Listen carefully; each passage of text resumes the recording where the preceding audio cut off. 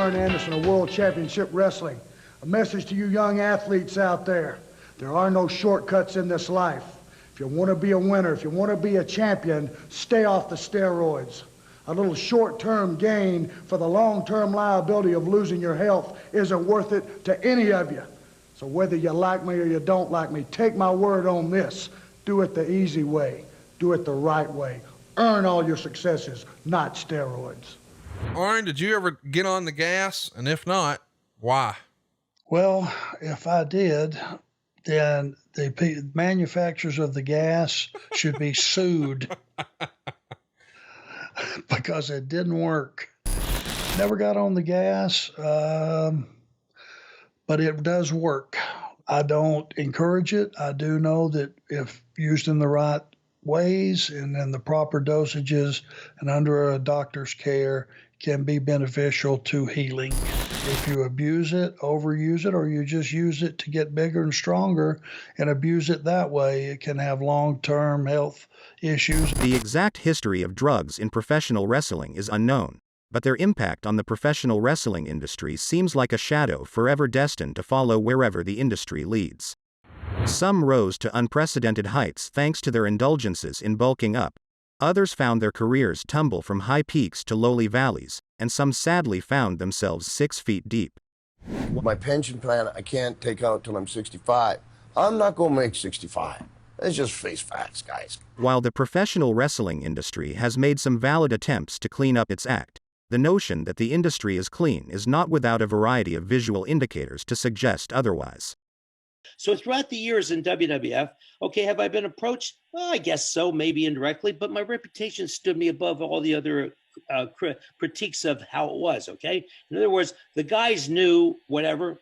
I mean, I was always dealt like I'm dealing with you, always like fair, square, and right to the point, okay? And as far as that goes, did I ever have to sell anybody? Not really. Did I ever see anybody put steroids in their butt, their arm? No, never did.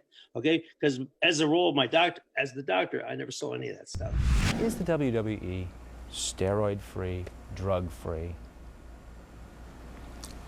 I don't think that there's any organization in the world, be it entertainment or be it sport, that can tell you that they are totally drug-free. Professional wrestling has been a cosmetic endeavor dating back to the times of George Hackenschmidt, thanks to non-wrestling predecessors like Eugene Sandow demonstrating that muscles make money in entertainment. There have always been attraction aspects to the forum, but looking like a Greek statue or superhero come to life will always play a part in a business where the outcome is predetermined and broadcast on visual mediums to larger and larger audiences. Imposing behemoths of giant mass translate no matter what languages the viewer understands. We have over 800 million social media followers across all platforms. We're the second most viewed YouTube channel in the world. Wow. Obtaining such a look has never been an easy task, requiring dedication and years of effort. In the 1940s, a shortcut to obtain such results in a shorter time frame began to form. Sometime in the late 1950s to early 1960s, steroids made their way into professional wrestling, likely due to the crossover between their entrance into the weightlifting community sharing gyms with professional wrestlers. Rick Drayson, Marlboro Man, training partner of Arnold Schwarzenegger and trainee of Mae Young, has discussed all that was available to him during the 1960s. The supply was plentiful and potent. Back in the day of the 60s, 70s, 80s, mostly the 70s, I think, and how they compare to today's steroids. Now, I was telling Rich back, I'm going to go back to 1963 when I was training. I was able to get Dianabol made by CIBA, C-I-B-A, little bottle, little blue pills for $8 a 100. And you didn't need a prescription. Well, you did need a prescription, but they were legal. I mean, the doctor, my doctor would order me a bottle of 100, or the pharmacist give me a bottle of 100. I'd take 2 a day and I got huge. Yeah. Huge. And it was only a 5-milligram pill. Funny story, if I was wrestling at the Olympia Auditorium, Dr. Bernhard Schwartz, ringside doctor, he treated all the wrestlers. He always had handfuls of tetracycline and anything for the flu medication, whatever you wanted. So I said, I need some Dianabol. He says, have the pharmacy call me. He was kind of a gruff old guy, just have the pharmacy call me. So I went to what was then, I believe, Thrifty's. I happened to know the pharmacist. I said, please call Dr. Schwartz, and I want to get a bottle of 100 D-ball. He says, okay. He puts the call in, and Dr. Schwartz answers his phone. Hello. He was always busy. Hello, is this Doc Schwartz? Yeah, I have Rick Drayson here. Give him anything he wants. I said, what do you say? He said, give him anything he wants. I said, I want 100 D-ball. And this is how we got our stuff. Yet within the industry as a whole, Whatever influence the physical enhancement scene had did not seem to explode until the 1970s thanks to the success of superstar Billy Graham. Graham had become a heavy steroid user in the 1960s, long before he entered the professional wrestling business, thanks to his interest in bodybuilding. I was bench pressing 600 pounds, JR, when very few men in the world could bounce that off of their chest. Right. Wow. That's amazing. At this time, Graham states people were unaware of the long-term effects of what is commonly known as juicing in professional wrestling, and they took them freely without fear. They were legal and able to be prescribed, a situation that would end up nearly collapsing the WWF some 20 years later. The influence of Graham's physique cannot be understated. His look and gift of gab, despite limited in-ring talents, made him large sums of money in an era where guaranteed contracts were non-existent. As far as being an innovative character and leading to so many people, Paul Heyman, DDP, Hulk Hogan, Jesse Ventura, I mean, they all became big fans. Billy Graham was a really important figure in the history of the business that a lot of people don't realize now, you know, and a big trendsetter. People took notice, and Graham freely told his colleagues how to get bigger. One of the men who heard the message, even before Graham had directly told him, was Terry Bollea, who the world would come to know as Hulk Hogan. I said, keep on trying and don't give up. And so, sure enough, obviously, he became Hulk Hogan. So he had already been taking steroids before he ever got into the pro wrestling? Oh, he told me he'd been taking steroids for 1 full year at the time I met him.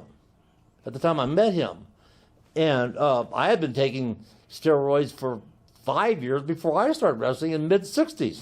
But the things that I am not is I'm not a steroid abuser, and I do not use steroids. But Hulk Hogan's former teammates have a very different story to tell about his past abuse of steroids. I myself personally have injected Hulk Hogan with anabolic steroids. Before we begin down the destructive ends of steroids in wrestling, let us also note that the schedule and lifestyle of wrestling is not an easy one. Without the help of steroids, it likely would not have been possible for many to have survived, let alone thrived. This person here wants to know, was there ever a more grueling schedule wrestlers had to work than WWF in the 80s?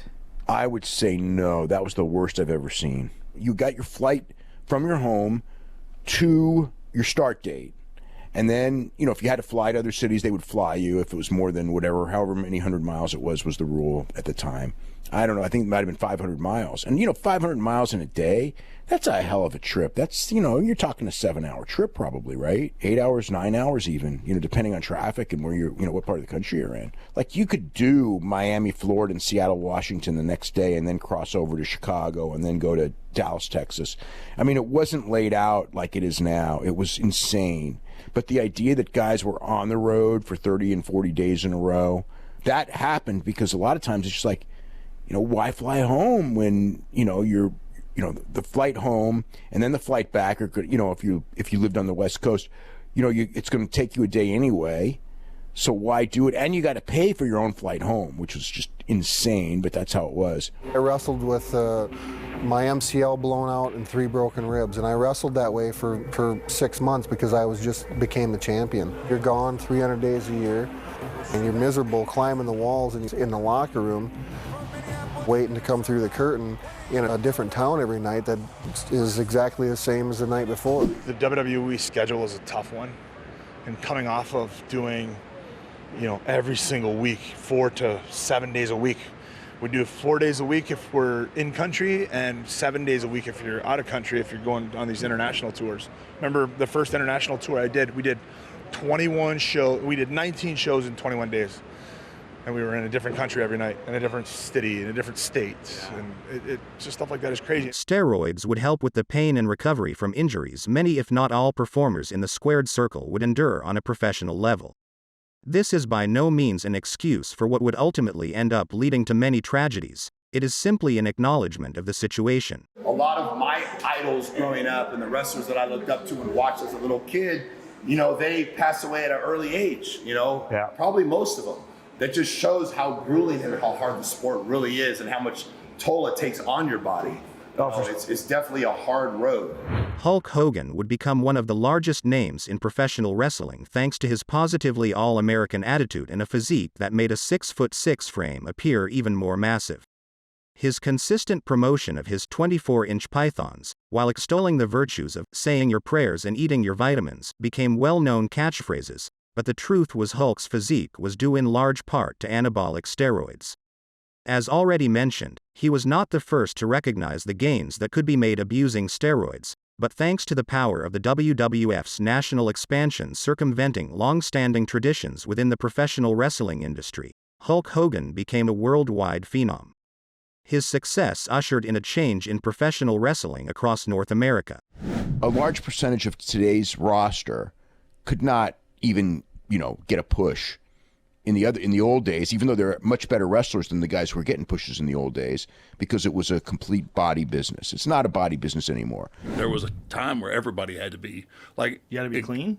No, you had to be big. You had to be jacked. The era of pudgy and less than stellar physique performers was pushed aside by Vincent Kennedy McMahon's empire being built on the jacked-up shoulders of Hulk Hogan in a national wrestling promotion that was broadcast around the world. The WWF, now WWE, quickly became awash in men with seemingly more and more muscles.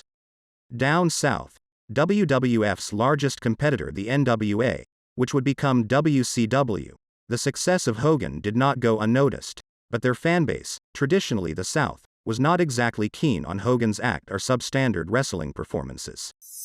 You'd have to be a moron not to expect that you're going to get an adverse reaction, you're going to get a negative reaction from hometown hardcore former NWA, current WCW fans when the WWF guy comes to town. They had been raised on a steady diet of wrestlers being tough men who didn't need to look like Greek gods to beat other men senseless. The various executives in charge, however, desperately wanted something akin to Hulk Hogan's success and would spend years chasing that idea with various degrees of success and failure. Their attempts to duplicate the magic during Hogan's dominance up north would lead to one Lawrence Wendell Fole, better known as Lex Luger, to be pushed into a position the WCW NWA fanbase was not thrilled about.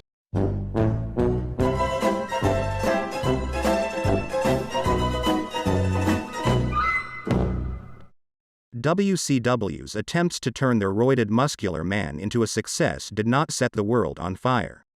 Attempts were even made in their tag team division with the Road Warriors. Hawk and Animal, both actual human mammals, stomped mudholes throughout the WCW's tag team division while bulking up from bottles, but their combined efforts never produced the success Hogan accomplished. Perhaps if their personal and professional situations had been less tumultuous, things would have proved more fruitful. Subsequent acts of muscular enhanced men in WCW would produce some short-lived highs and disappointing lows. A muscular Superman ushering in a long period of wild success was simply not in the cards for WCW. With the WWF awash in steroids, from their owner to their agents, the WWF became an insatiable operation touring non-stop.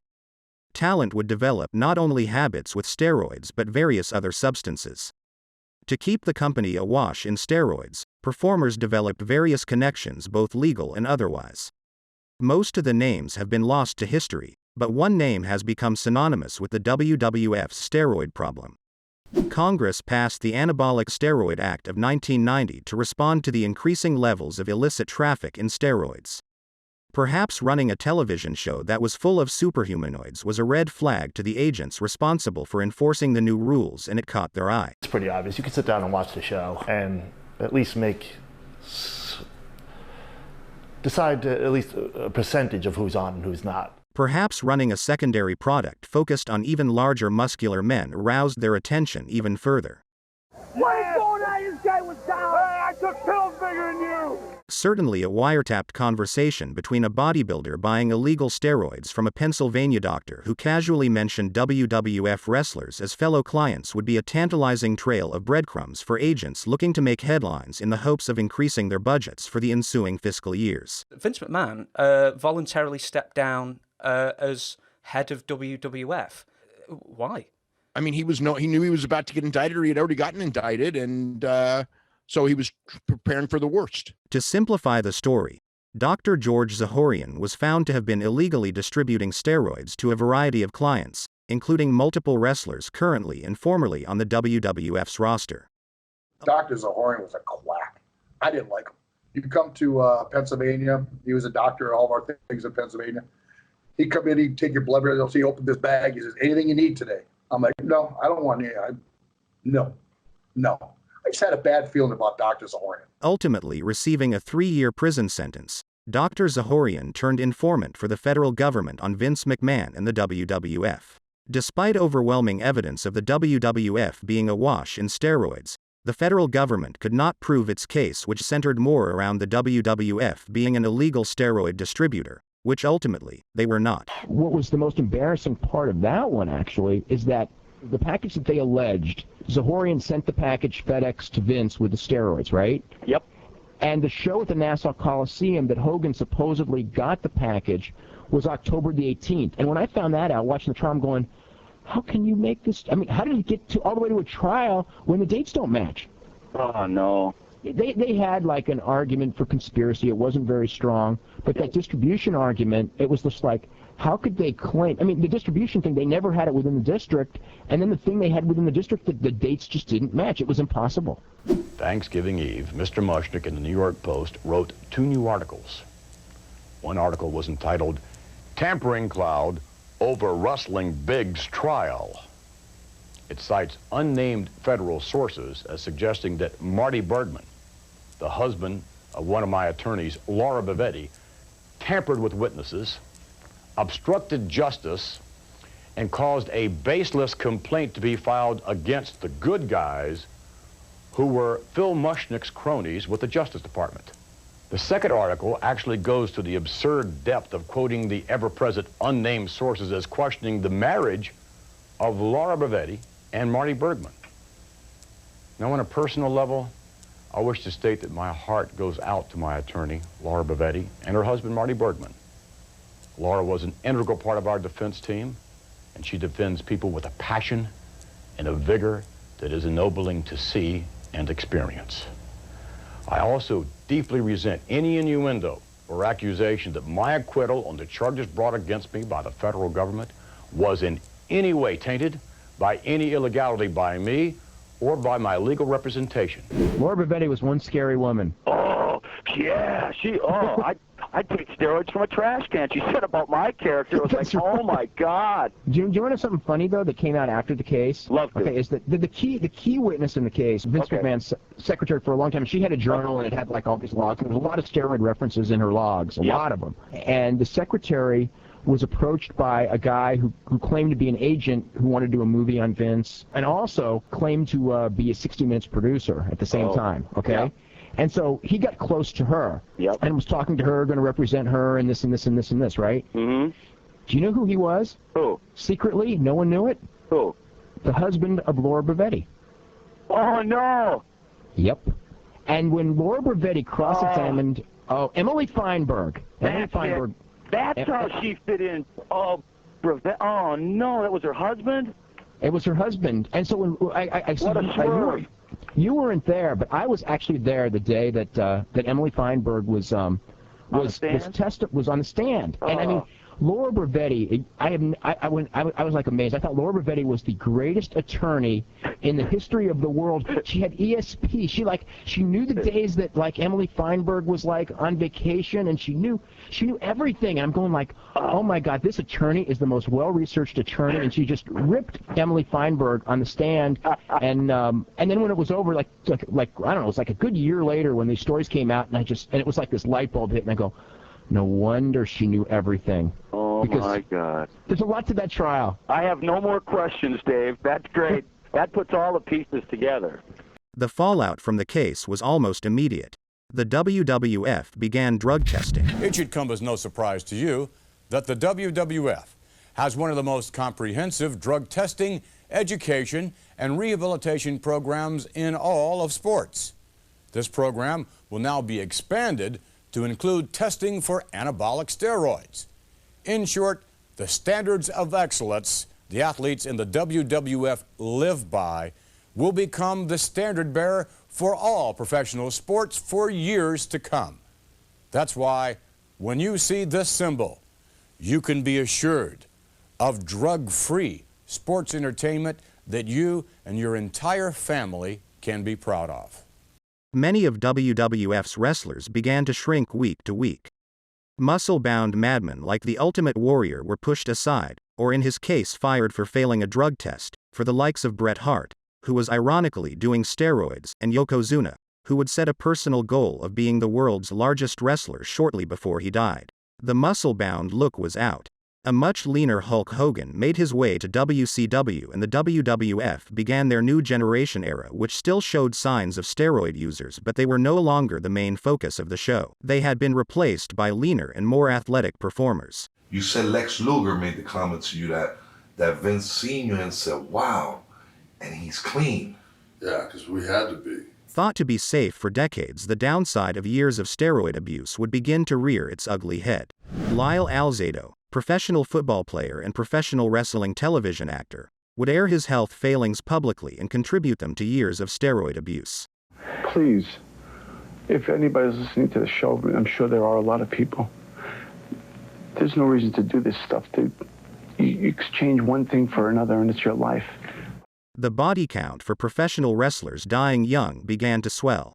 While steroids were not solely responsible for these performers dying relatively young, the trend did not go unnoticed in light of the WWF's steroid trial at the start of the decade. It was more of a Wild West show back in the 80s, no doubt about that. And I think that, in terms of illegal drug usage, in terms of cocaine, there was quite a bit of that went on. Again, I don't throw any stones. I was a part of that whole scene myself. But as far as looking back on all of this, these individuals developed a lot of bad habits. That's not my responsibility. While the WWF had started recreational drug testing in the late 1980s, it wasn't until in November of 1991 they made any serious attempt to test for illegal steroid use. A promise that the World Wrestling Federation will be the standard bearer for drug-free sports and entertainment. By 1996, random drug testing was dropped for financial reasons. The cost of that at that time, we were not a public company, was extraordinary. We suspended that. We had to compete. We lost money. It was a private company. We lost millions of dollars for more than 1 year. And quite frankly, did not have the funds to continue this program, and especially when our competition would not. WCW had followed a similar drug testing standard. In both companies, whatever the policies in place, either the testing was lax enough to be cheated or results were ignored unless needed as an excuse for employment reasons. Your point of, well, we're really doing this because we want, to hang this drug test over like, Damocles' sword. And, we need to pull it out and cut their heads off with it for PR reasons or, keep people from jumping or make them, nervous, whatever. It's just so much nonsense. And at this point, Big Papa Pump is looking as big as a house here. Any commentary about his physique and how it starts to change?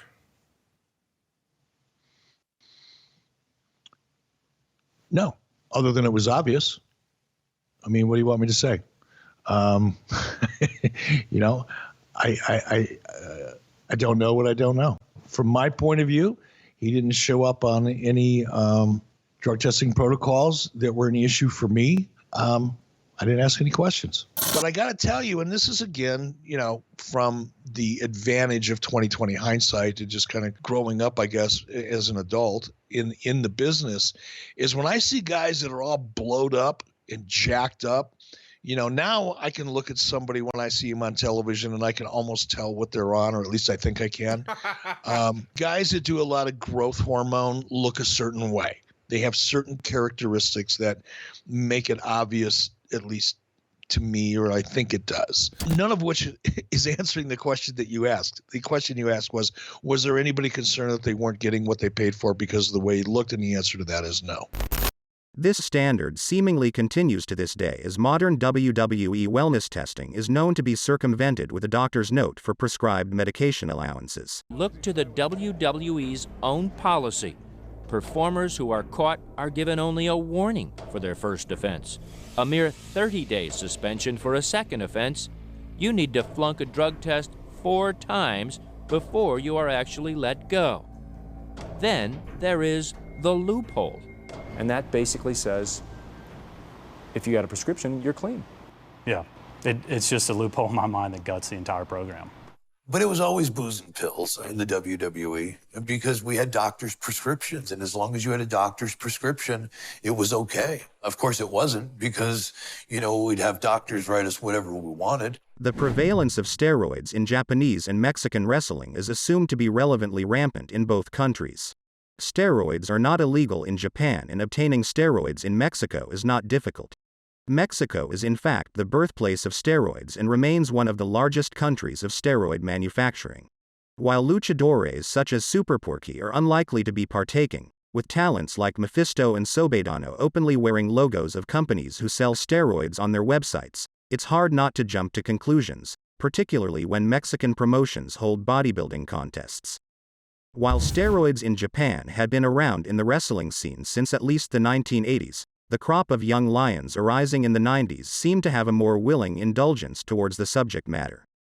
The North American stars becoming larger would have undoubtedly been noticed both on television and when they came over to perform live in Japan. Their paychecks being larger were likely noticed as well. Wrestling is after all a cosmetic business, and getting bigger for both performance and monetary reasons is logical. While the more obvious signs of steroid abuse by wrestling's various North American stars had been greatly reduced by the time wrestling's territory system had finished its transformation into a near monopoly for the WWE, tragedy as usual would soon follow those who had ignored the previous generation's warnings. Eddie Guerrero was not a person without his issues of public substance abuse, but his use of various muscular enhancement substances became visibly evident during his final years employed as a WWE performer. While typically a smaller and more athletic performer, Guerrero became a physical monstrosity that seemed woefully impossible for someone who had spent the past 2 decades under 230 pounds. Eddie Guerrero and his nephew Chavo Guerrero would check into the Marriott Hotel City Center on November 12, 2005. By morning, Eddie Guerrero's heart had stopped and he had passed away tragically at what many would consider to be the zenith of a long and storied career. He was only 38 and his death certificate officially listed steroids as a contributing factor in his death. And then I saw him go from warm to cold. He died right there. Wow. Right there. And, you know, they called 911, the ambulance came, and, you know, they were giving him CPR and everything their way, you know, and they're just like, he's gone. And I was like, what if I would have got here, you know, an hour before? And usually we roomed together. Mm-hmm. We didn't room together. And they were like, no. They said he had, you know, something already. He would have been gone no matter what. I'm like what? Mm-hmm. So now I'm sitting here with my brother dying basically in my arms, going. I was in shock. I was like in shock, and then I had to go back to my room and call people. And then I get a call from Chris Benoit. Goes, hey, where are you? I'm downstairs. We're supposed to meet at 8:00 to go work out and eat breakfast. And I'm like, Chris, sit down. Are you sitting down? He goes, yeah. So I told Chris, and Chris was like, I never heard somebody wail like that, like this deep moan, like, oh, like I just, you know, punched him in the stomach and stole his soul. That's what it felt like, you know. And I was like, and he was yelling and screaming, and just deep. Whoa, no. By 1985, a young man from Montreal, Quebec, Canada would have spent countless hours watching his hero, the Dynamite Kid, perform athletic maneuvers far ahead of their time inside the squared circle for the Hart family's Stampede Wrestling promotion. The young man, Chris Benoit, followed his hero's footsteps nearly step by step. He does admit holding a shotgun to her head, but insists he was not violent. I don't think it was violent. I mean, I put a shotgun under her chin once. I had no shells. I only pretended that. This is the man Chris Benoit idolized. I'd like to dedicate these boots to a young man who I do believe, will be the superstar of the 90s. Ed, that's Chris Benoit. I will pass them on. I'm a little overwhelmed. Both were small men in a big man's business. Both were more than willing to put in the hard work required to maintain a fantastic physique that was made slightly easier to obtain through chemistry. Sadly, both of their careers would end tragically. Dynamite packed pounds of muscle into his small human frame, both to help him stand out and survive taking grueling bumps in a time when professional wrestling rings were not designed to modern safety standards. The cost would be heavy. His agility, once hailed to be the best in the world, would turn to dust as years of taking bumps in hard rings combined with hard living would turn the dynamite performer into a wheelchair-bound mortal, a broken shell of what he once was. You said that even if you knew the dangers of steroids, you'd do it again. What if some up-and-coming wrestler came up to you and said, Dynamite, I love everything in the business. I'm too small. Should I do steroids or not? What would you say to a guy that was looking to you for advice, a guy who'd gone through it? Do what he wants. Do what he wants? Yeah. As I said, do what he wants. Benoit was undoubtedly aware of his hero's fate, but he was seemingly undeterred by it. He would spend the decades of his professional career becoming bulkier than his 5'6" frame should have been. In one of Eddie Guerrero's final pay-per-view matches, he and Benoit would square off inside an ECW-branded ring for the WWE, who had bought the rights to the brand after the company's demise. Both men, despite being over 10 years older than the last time they had performed for ECW, displayed more muscle mass than before. Muscle mass decreases approximately 3 to 8% per decade after the age of 30. But one of the earliest hallmarks of aging is the loss of skeletal muscle. So unfortunately, we achieve peak muscle mass by our early 40s. And after that point, we have a progressive deterioration in some that might equal up to 50% by the time they reach their 80s or 90s. In regards to how ECW treated steroids before their closure in 2000, the running joke in ECW's locker room was how you couldn't get a job there unless you failed a drug test. In our company, basically, if you passed the drug test, you got fired. But it's true, though. I mean, everybody was messed up. So, but everybody kept it within reason for the most part. Very rarely did people get completely out of hand. Needless to say, there was no drug testing in ECW. What happened in Chris Benoit's final days were unquestionably not a byproduct of using performance-enhancing drugs, but steroids being found in his home after the horrific murder-suicide would again bring about questions of why these substances always seem to show up around untimely deaths within the professional wrestling industry. Nothing from the WWE, under any set of circumstances, had anything at all to do with Chris Benoit murdering his family. How did we know that Chris Benoit would turn into a monster? In his autopsy, Chris Benoit was shown to have enormous amounts of testosterone in his body. Testosterone is still a steroid that's banned in all major sports. It directly leads to increased muscle growth. Some folks have said he had 10 times the normal amount of testosterone in his body as a normal human. And did Benoit pass the wellness program check leading up to the murders? Yes, preposterously, Chris Benoit passed the wellness checks leading up to the murder, despite the irrefutable fact that he was taking enormous amounts of steroids.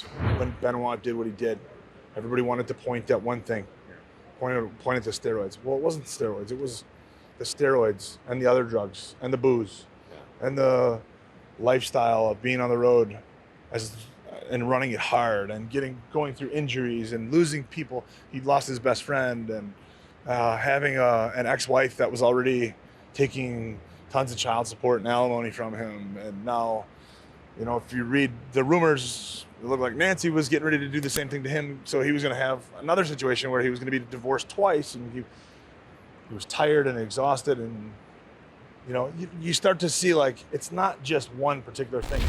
Dr. Phil Aston, Benoit's personal doctor, would end up receiving a 10-year prison sentence after pleading guilty to 175 counts of illegally distributing prescription drugs, due to an investigation that began after his name was found on bottles in the Benoit home. He was a patient of Dr. Aston's, and there was testimony and evidence we had that showed that he was abusing prescription drugs that he got from Dr. Aston. In the fallout of the Chris Benoit tragedy, Ken Kennedy, a WWE performer at the time, defended the WWE, saying there was no steroid use in the company. So I look at WWE wrestlers, and not just WWE, other wrestlers and the kind of people that you're talking about who used to be in the profession, look to me like they're taking these kind of drugs. Are you telling me that they're not? No, we actually have a drug policy in place right now, and we're regularly tested. His name was included with the signature pharmacy clientele list, and he began a 30-day suspension. The other WWE performers outed as buying PEDs from the Florida pharmacy were also suspended by the company, if they hadn't already left. With the spotlight of steroids in wrestling being newsworthy again, the WWE quickly took action and began implementing new drug testing measures that included suspensions and termination punishments with more transparency regarding how the process worked. We went out to Signature Pharmacy thing came out, I knew I had nothing to do with signature pharmacy. I knew I hadn't ordered anything online. I knew I wasn't a part of that. And I relayed that to the company, and I wasn't protected. They didn't step up for me, so I knew it was time for me to leave that company. I wanted to ask you if you, just a quick thing. Number one, do you have any idea how your name would have come up if you had nothing to do with that? How I would have gotten involved in that, and how my name would have come up in that. I really can't answer that question, but, I believe in conspiracy theories, I don't believe, JFK was just shot by Lee Harvey Oswald and his brain came up missing, and several years later. I believe in conspiracy theories. I believe that, perhaps I was a scapegoat, and perhaps if I wouldn't have said anything about it, or left the company, it would have looked bad on me, but not bad on them. So, in that aspect, I feel like, maybe that's what happened. I don't know. Although the enforcing of these rules and punishments seem to waver depending on which talent fails. When WWE performer Brock Lesnar failed a United States anti-doping agency drug test for steroids over a decade later, he received no punishment from the WWE. You're just so big, and you come out of the world of pro wrestling. We're done. Thanks, guys. I know what he's asking. Moments after Lesnar walked out of the interview, he addressed the speculation about steroid use. I have never failed a f***ing drug test. I'm a white boy, and I'm jacked. Deal with it. But when you get arrested for steroids and you fail a UFC drug test and you're still telling everybody, I don't take steroids, and apparently the drug testing policy these days excludes part-timers. It's only for full-timers. I've heard that. It does seem like there is, and maybe that's all rumor and innuendo. Maybe it's all bullshit. But isn't this one of those where there's smoke, there's fire type situations? I don't know, and I really don't care. I don't care if they all do steroids. But one time, Steve was on one of those rages, and he put a gun to my head and said, Deborah, if you're so upset with me, why don't you pull the trigger? And I'm like, Steve, calm down, take your finger off the trigger. I mean, who's to say that that second couldn't have been, and I would have been dead? It's stuff like that. It's Deborah, crazy. How often did that kind of incident happen? That would happen all the time. All of WWE's part-time performers, including Brock Lesnar, are in fact not subjected to WWE's drug testing policy. WWE's concern or interest in combating steroid use in their company continues to be shrouded in doubt.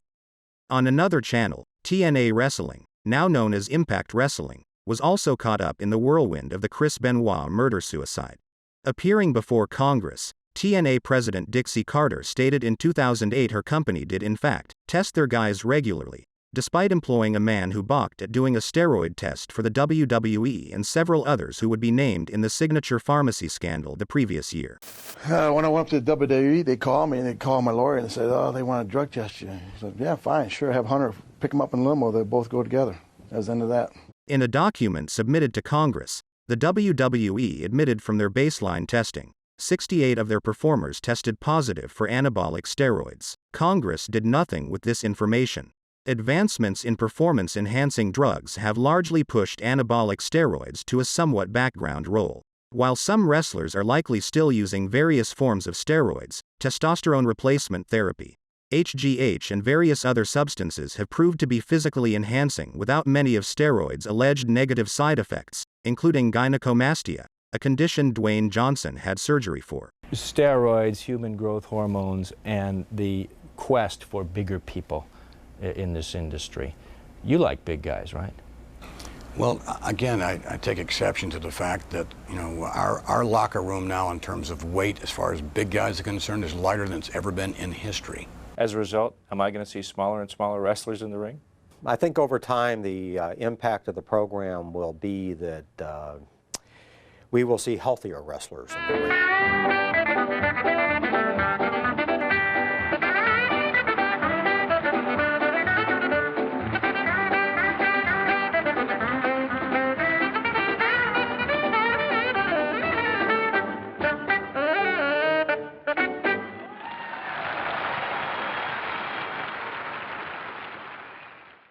Stricter diets and a larger concern with one's well-being after watching those who came before them die young, undoubtedly played some part as well. Still, there are various performers who seemingly are more than willing to push the limits of body dysmorphia at any cost. While it is doubtful a PED-free state-of-the-art form will exist again, medical advances will continue to push boundaries that entice performers to push their own physical limitations to entertain their audiences and attract the eyes of those willing to pay them to do so. And even critics concede promoters are rich enough and fan mania is deep enough to ride out the storm. This is not going to wreck professional wrestling. Oh, no. Professional wrestling, no. Professional wrestling will be around forever.